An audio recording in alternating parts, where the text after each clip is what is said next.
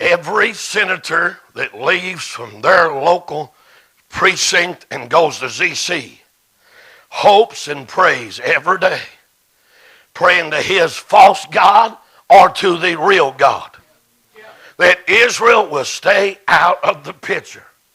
I don't want to have to stand up and be counted. I don't want to get involved. I don't want to be burdened about this. I don't want to be known as a radical because I believe about Israel's rights. Why can't we go over there and make a phone call and send Hillary over there to shut him up? Why can't some of the big leaders from the UN tell Israel to give up their land and let the Palestinian country be two nations in one city? That's like having two wives under one roof. Are you nuts? Have you lost your mind?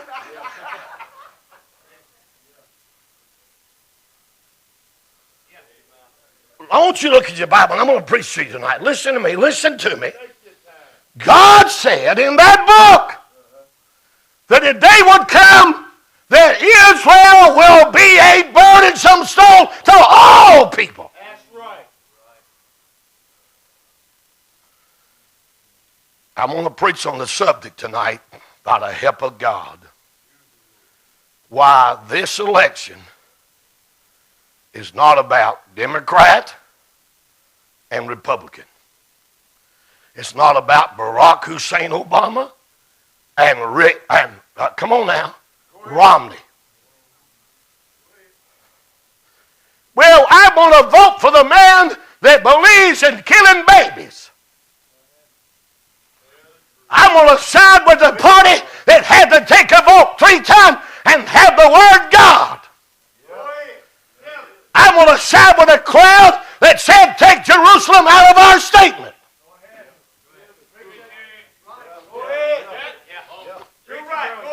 Why would Jerusalem be such a heavy weight in a national forum of a Democratic Party or a Republican Party if God didn't mean what he said?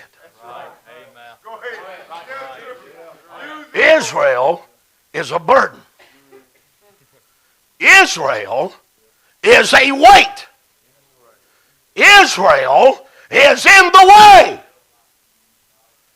It is Israel's fault that there's no peace over in the Middle East. They have made her give away, shut up, back down, not defend herself, not stand up for their rights. When every other nation has rights to defend their border and defend their people, but Israel can't without somebody's permission.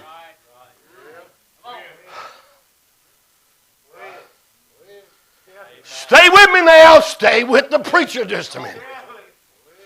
Now, it said Jerusalem. Does anybody know where Jerusalem mentioned for the first time in your Bible? Let me help you. It was mentioned the first time in your Bible in the book of Joshua. What's significant about the book of Joshua? It is the promised land.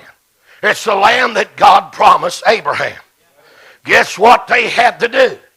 I believe I'm correct. There was 5 kings in chapter number 10, and one of them was a king of Jerusalem. Guess what God done? God sent hail, and God sent fire, and God sent brimstone, and knocked the brains out of that crowd. And Joshua was over in the battle, and God let the sun stand still. Come on now. For one day that he could win that battle. But when the battle was won, guess who got to claim the city as part of their land? Israel. Guess what happened to that city from that day? It became the major focal point in Solomon's life. Remember, Daniel had his windows open and he prayed where? He didn't pray toward Mecca. He prayed toward where? Jerusalem. What did Solomon say? He said, if my people, which are called by my name, did he not say that? Then he said, the stranger, if they pray toward this place. What is it speaking about? It's speaking about worship. What worship now is now having great radical and having great power and having great suppression on everybody. Now you better buckle up. I told you not to come if you don't want to get offended. I tried to warn you yesterday now. You know what religion is demanding rights that I cannot make a cartoon about their God? It upsets that whole crowd. But you know what they done the other day? They came into our embassy on 9/11. And our sorry, rotten news media and everybody else said it's the fault of somebody that made a movie, a little trailer that upset all that crowd, and they got mad at us because of our free speech. But if you research it long enough and look hard enough, the man that done that, he is a Jew. And he's a citizen of this country. What happened to him? They made up stuff and put him in jail. And they blamed him for all the trouble and all the people that got killed. It's all his fault. But I never heard them say, when that crowd out here in Fort Hood slaughtered all of our military and took their life, well, that was just an on-the-site, on-the-job incident. They never mentioned the word terrorism. They never said Islam. They never said, come on, stay with me now. They begin to protect that and appease that crowd. Now, in the United States of America, they're trying to take away our Constitution and tell us we can't say nothing about it.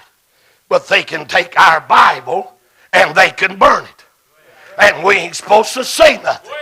They can pray in our streets and have marches in our streets. And they're protesting in Michigan, come on now, and they're throwing a fit up yonder. But do you hear anybody condemning them and running that crowd down? No, no. Because if they do, that means that they're taking sides with who? Jerusalem. So if I stand up for Jerusalem, I'm standing against the rest of them.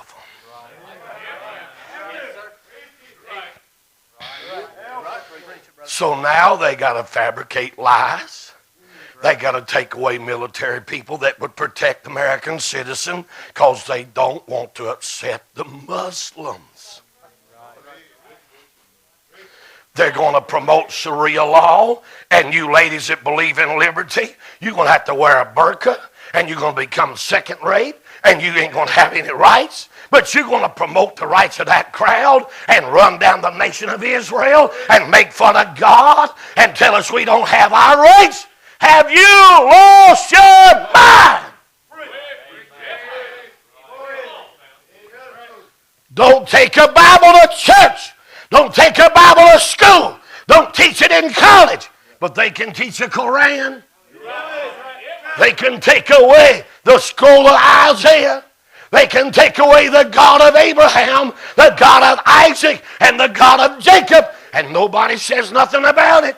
Them old sorry troublemaking Jews, that old bunch over yonder, they're squatting on their land. They're not squatters, honey. They have a royal land grant given to them. And God gave it to them.